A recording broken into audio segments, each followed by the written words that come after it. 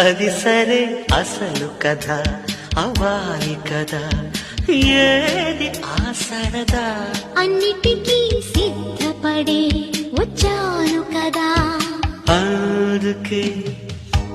అటు ఇటు చూడకు